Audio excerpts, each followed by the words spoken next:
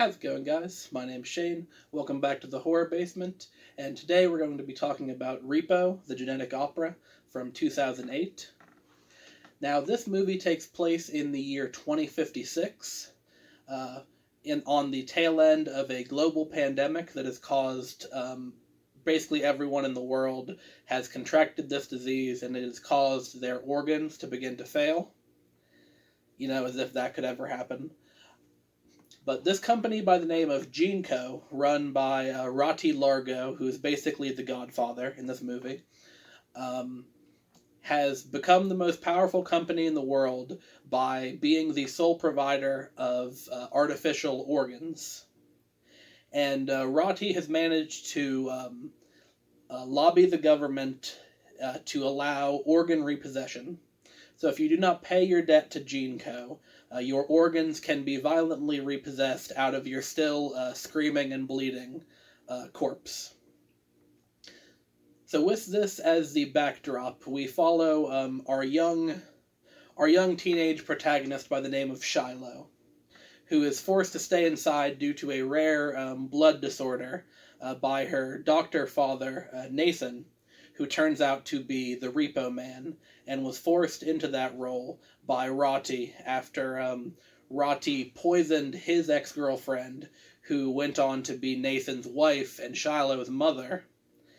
But Nathan doesn't know that Rati poisoned the mom, and so he blames himself for being her doctor, and Rati uses this information to get Nathan to agree to do the repossessions for him, and use that as blackmail for the rest of his life.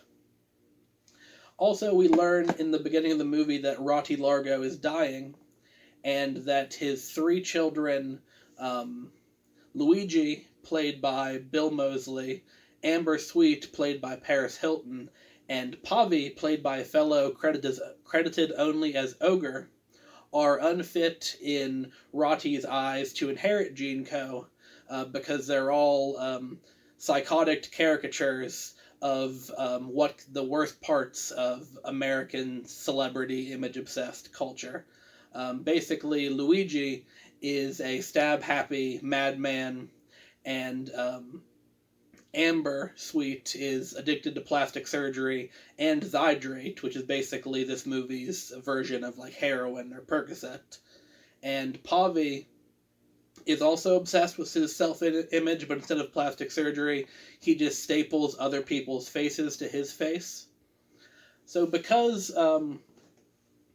Shiloh is the daughter of his once love, Rati decides to bequeath GeneCo to Shiloh, and all of them being Shiloh, Nathan, her father, Rati, and all of his children, all basically comes to a climax at the end, where else but the Genetic Opera, which is this huge, decadent opera performance that the Largo family puts on for the upper crust of this dystopian city to kind of buy goodwill among the elites. And so overall, I really enjoyed this movie. If you can get past the kind of very, like, nu metal, Evanescence-esque aesthetic that goes into it, and you're able to just kind of buy in and take the movie seriously, it's very enjoyable and more thought-provoking than you would expect based on a movie with this kind of aesthetic and budget.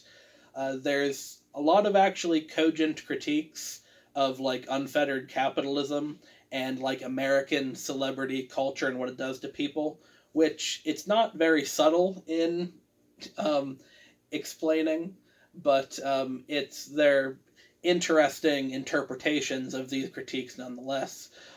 My main critique of the movie is that we spend far too much time with Shiloh as a character, who is this kind of, like, blank slate teen wanting to rebel and come of age in her own way. You know, that kind of, like, baseline character that we can all associate with, when there's so much more interesting stuff going on in the periphery.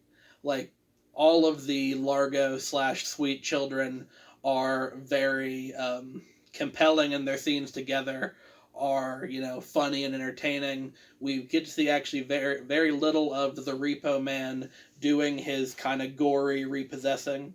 And that's not even to mention the character of the grave robber, who begins as this almost exposition character, but then we learn he's a